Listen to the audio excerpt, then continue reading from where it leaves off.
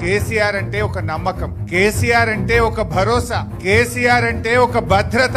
కానీ 2 ఏళ్లలో ఆ భరోసా లేదు, ఆ భద్రత పోయింది. కేసీఆర్ ఉండగా వానకాలం పంట, యాసంగి పంట అంటే ఆటో డ్రైవర్ కి చెప్తే ఇంటికాడ ఎరువు బస్తాలు వేసిపోతుండే.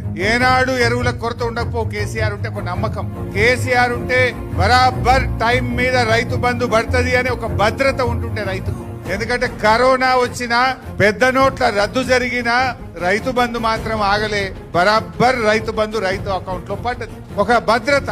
ఒక ఆడబిడ్డ కాన్పు కోసం సర్కార్ దవాఖానకు పోతే బిడ్డ కాన్పు చేసి కేసీఆర్ కిట్ ఇచ్చి కడుపు నిండా అన్నం పెట్టి తల్లిని బిడ్డను ఆటో కిరాయి లేకుండా ఇంటికాడ దించుతాడు మా కేసీఆర్ అనే ఒక నమ్మకం, ఒక విశ్వాసం. రైతన్న రాత్రి మోటార్ పెట్టి వస్తే పొద్దున వరకు 24 గంటలు నాణ్యమైన కరెంటు బరాబర్ వస్తది అని బాయికాడికి మళ్ళా పోకుండా చీకట్లో బాయికాడ పండవలసిన అవసరం లేకుండా 24 గంటల కరెంట్ ఇచ్చిన ఒక నమ్మకం కేసీఆర్.